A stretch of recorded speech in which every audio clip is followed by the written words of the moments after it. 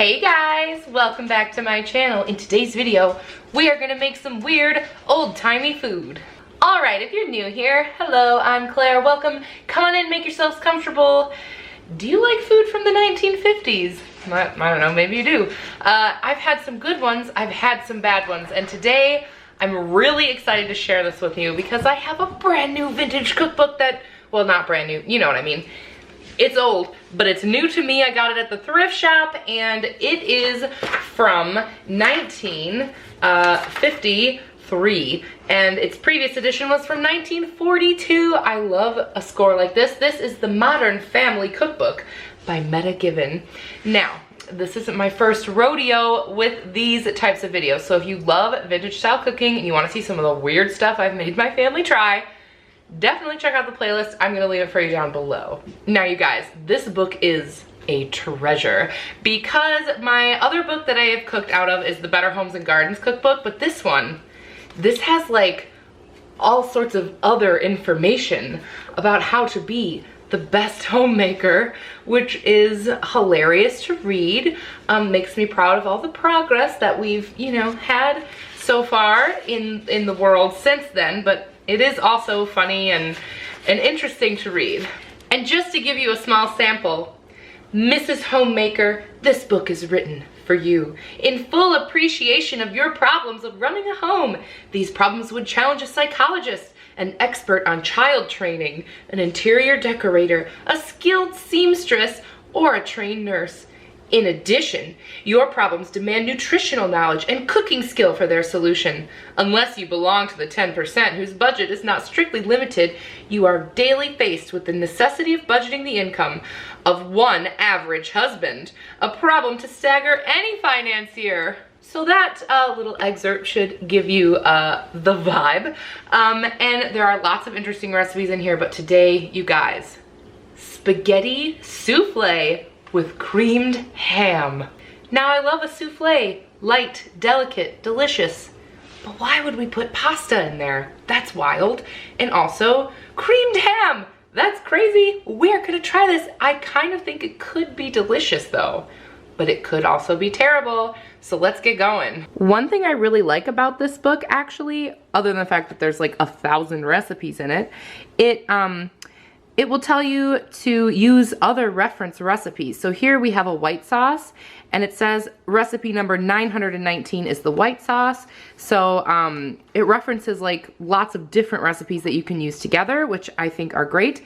And that white sauce, guys, it's just a bechamel, so it'll be easy. All right, for our fabulous spaghetti souffle with creamed ham, we're going to need spaghetti. We have some butter, 3 eggs, salt, pepper, milk, flour, and some ham, which I bought at Aldi already cooked.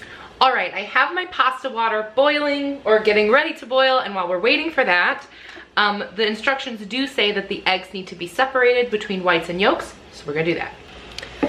And shout out to my dear friend Lacey, who these eggs are from her mother's chicken farm, and they are the most delicious eggs I've ever had in my life. Anyway, it does feel very 1950s that these didn't even come from the supermarket. They came from a local farm. All right, I'm gonna set that aside. And the instructions call for 5 to 6 ounces of spaghetti. I'm sorry to all the Italians out there watching. I know this is the worst sound, right? I have to break them. It says to break them in half. Whew, there we go. All right, well, our pasta is boiling away. Now it's time to do the souffle bits. I don't know. I'm gonna admit right now I've never made a souffle of any kind. So here we have 2 tablespoons of butter, and we're gonna melt it. All right, now that our butter is melted, we are going to add 3 tablespoons of flour. So basically we're making a roux here. Interesting though that they aren't equal parts flour and butter, because that's normally what I would do, and that is what they have you do in the bechamel sauce. So I don't know. We're supposed to add a teaspoon of salt, but I used salted butter, so I'm just gonna gonna measure with my heart there. And now I'm going to add 1.5 cups of milk. Of course, we just give it a little zhuzh. Get all those lumps out of there. Oh, she's getting thick. It's happening. Now we need it to cool. So I'm just gonna take it off my heat. Honestly, it feels like this is gonna take a really long time to cool. So this is for the housewife that has lots of time. All right, while our sauce is cooling down, our spaghetti is good to go. It does say that we need to beat our egg whites until they are at stiff peaks. And at first I was like, a hand mixer, that's what I should use. But then I was like, no. Okay, this recipe is from the 50s, but we are in fact in the year 2022. I'm using my KitchenAid stand mixer. I know they had something similar in that time period. Maybe I would be one of those 10% families with my KitchenAid stand mixer.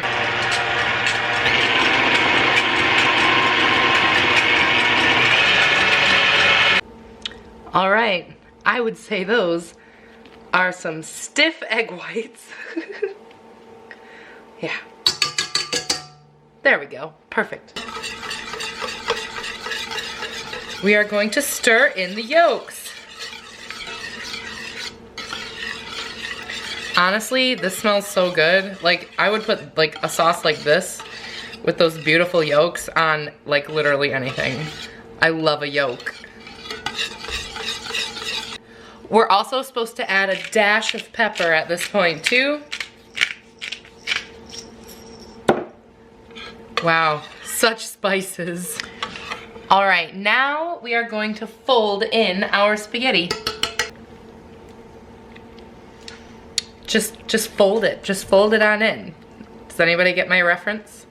Just fold in the cheese. Leave a comment down below if you know that show. This is actually giving like some carbonara vibes if it weren't for like the cream, but you know, I feel it. I would eat this as it is. Okay, now we have to fold in our egg whites.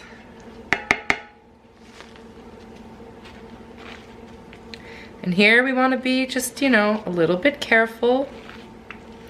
This is so weird, you guys. Like, what? What? How am I supposed to do this? Like, just the shape of the pasta generally makes this difficult. All right, I don't want to like overfold it. So that looks good. What am I even looking at? Now the instructions say to use a souffle dish or a ring pan, so we are going to use a ring because it's what I have. Now we're going to grease it, but because I live in 2022, I'm using some cooking spray. All right, in she goes. Oh, why is this so hard? Wow. Good one. Okay. I got this. It's gonna be fine. That looks pretty even to me, and it says here we want to bake in a moderately slow oven, so 325 degrees Fahrenheit for 45 to 50 minutes.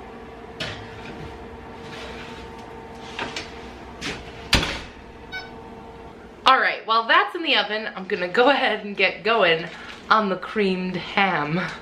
We're going to need 2.5 cups of chopped ham. And you know what? We can just go ahead and pretend that this is a ham that I prepared earlier this week for my family.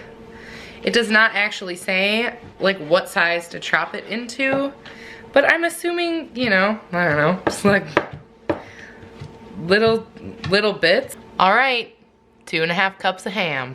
All right, so I have just a few minutes left on the souffle in the oven, so we are gonna go ahead and make our white sauce for our creamed ham. Now, I went to the white sauce recipe, and very simple, 2 tablespoons of butter, 2 tablespoons of flour, a pinch of salt, and 1 cup of milk. And my recipe does say that we need 3 cups, so we're just gonna times that by 3. And that's a very simple, basic white sauce, a bechamel.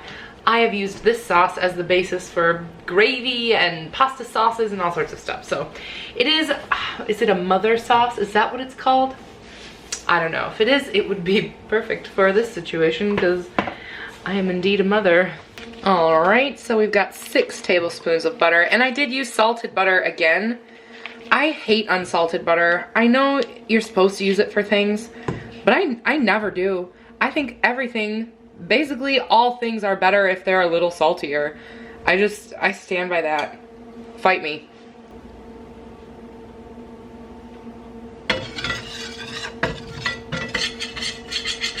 I know I should be using one for liquid. I know someone's gonna tell me that I'm doing it wrong because I'm not using a liquid measuring cup, but it's not that deep, guys. It's really not that deep. It's not a big enough difference, you know? Basically, we're just doing the same thing. We're just gonna let this bad boy thicken right on up into a sauce. All right, we're thick enough here, I think. And now it says to season it to taste. So we're gonna go ahead and add some pepper in there. And a little bit more salt. And now we're gonna go ahead and add our ham. Like, it looks good, but like in a bad way. Or it looks bad in a good way. Does that make sense? Honestly, this would be probably pretty delicious over like any type of pasta or even maybe some vegetables. Like, I don't know. Maybe throw some broccoli in there. Oh. Okay, so it didn't puff up, or it looks like it puffed up and then it fell. Alas, I'm not a master souffle maker. However, putting something as heavy as like big noodles in there, I can't imagine anyone gets a big fluffy one. But we're still gonna eat it and it's still probably gonna be good. Oh. Oh my God, I'm the worst 1950s housewife ever. Oh my God, guys. We can fix it, it's okay. No one will know. It's perfect. All right, and we all know the taste test is the most important part. Yeah, gosh, that pasta is just really heavy in there. This did make 5 servings, but I'm just gonna have a little piece here. So strange, all those little noodles in there. It's so weird. Of course, we gotta throw our creamed ham right on top. All right, you guys, it is time for the taste test.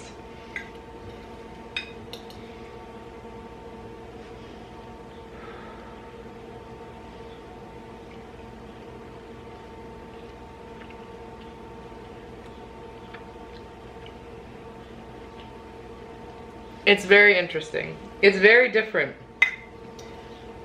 I'm trying to get just a bit of the souffle kind of on its own here. Okay, I think the souffle is actually very bland.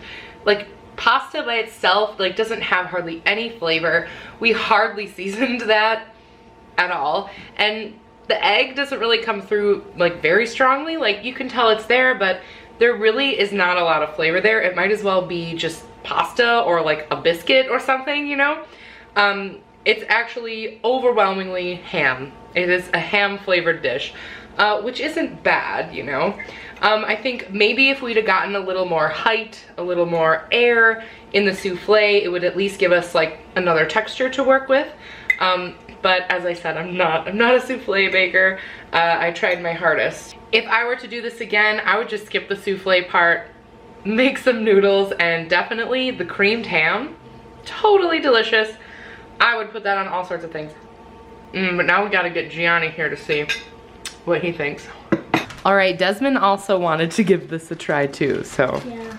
Here you go. I'm a little scared to try it. You're scared to try it? It's all flavors that you like.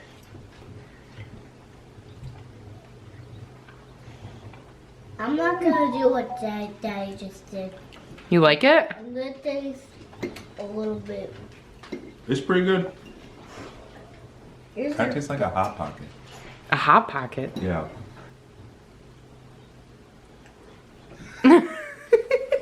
Well, thank you for trying it. Yeah, I'm glad you gave it a I try. just looked it. You licked it. It's when not you what I bite expected. something, The texture it's is so really tasty. interesting. But it's Because when you good. bite it, The sauce is good, right? Yeah. It's like a sausage gravy with like ham instead of sausage. Yeah. That's. It would be, I think it would be better just with pasta on its own. Yeah. But the bake is fine. It's really good. Actually, I'm surprised. Well, there you go. One for Gianni that doesn't ruin his day. All right, you guys, thank you so much for watching. Make sure you like and comment and share and do all the things because that's how I know you like a video and that's how I know to make more. You guys have definitely requested this style of video before, so I know you like it. So, yeah, I hope you enjoyed this interesting recipe. I'm super excited to look at some of the other ones in this book because they are super different from the other book that I have. I also, again, will leave a link to that playlist down below of all my weird retro recipes. I would say this one fell pretty much in the middle, you know? I don't think it's the best thing I've made, but it's definitely not the worst. If you remember the ham banana, girl, that was bad. So anyway, thanks for watching and I'll see you guys later. Bye!